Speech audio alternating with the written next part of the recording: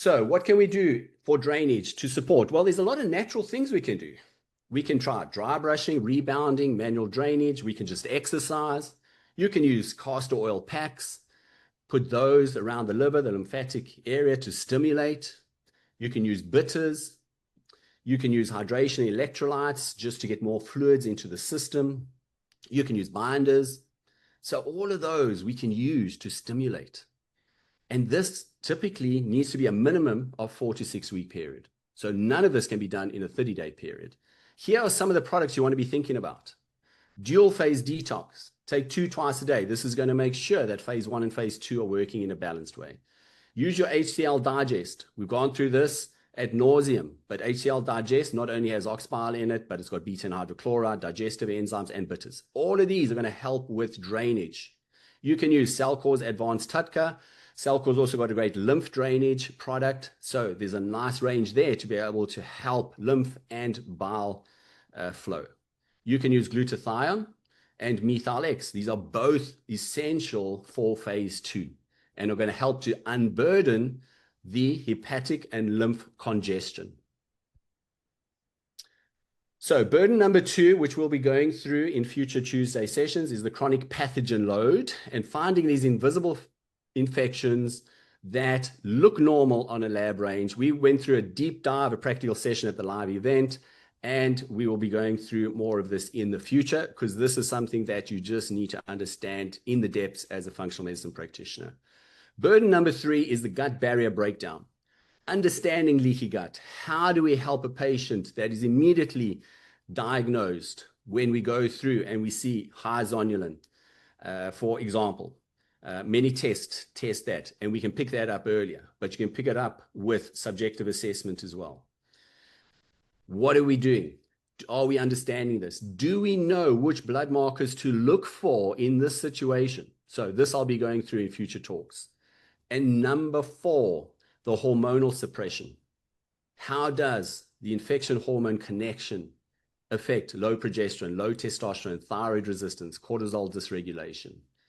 And again, if you're supporting with hormones without unburdening the immune system, you are basically feeding those pathogens, making them stronger, and the patient feels better and they are not going to do anything. So understand there's a happy balance between support and creating a further burden. So how do these 4 systems work together?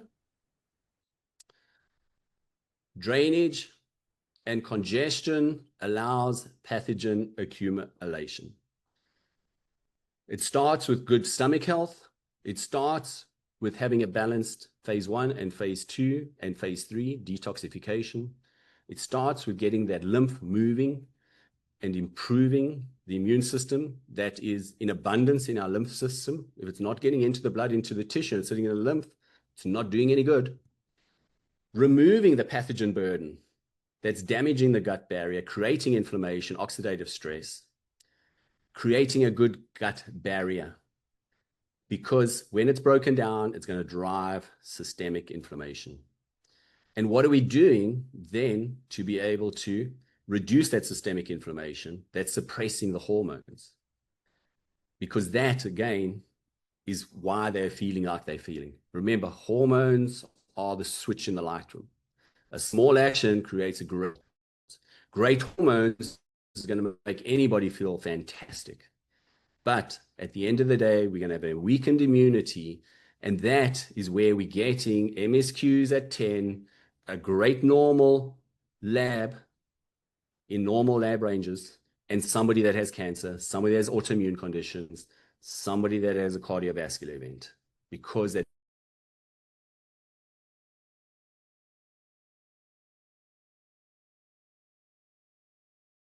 immune stimulants don't work. The big problem is we're trying to boost a system that's been burdened, it's been maxed out, it's giving it the telltale signs, it's in the wrong direction, and now we're trying to boost it. It just does not work. What's this done right? You're going to restore the entire system. You're going to have a patient on the least amount of supplements, and they're going to kind of feel like, oh my goodness, I don't have to focus everything on just doing everything right. getting my stress management right, getting my eating right, eating exactly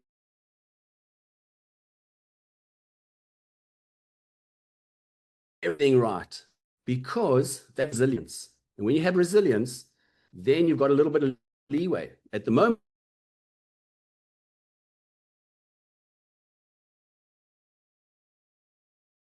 2 days. Their stress went out of the kill for 2 hours, and they take 3 days to recover. And that is when you don't have resilience. You don't have flexibility to be able to respond quickly. So when we get this all right, you're going to have improved digestion, your energy is going to return, your hormones are going to balance, your mood's going to stabilize, and you're going to sleep like a baby. That doesn't mean waking up every 2 hours. So basically, what I'm trying to do here is give you a new diagnostic lens. To be able to look at patterns of normal ranges in a different way, to be able to see these patients ahead of time. When we're even seeing these highly compromised patients that I showed you earlier, that even have normal ranges, I can guarantee you that if we tracked them over a period of years, we would have seen those lab ranges fluctuate within a normal range, but it would have fluctuated. Now, certainly we see lab ranges that are on the extreme high, and those are great because we pick them up early. But what's happening with those that are sitting within that 95% of the US population who are sick, and we are seeing that transition from high to low, whatever that may be. So the key is we need to look for these drainage patterns, these pathogen signatures, these gut barrier compromises, and these hormone suppressions from inflammation.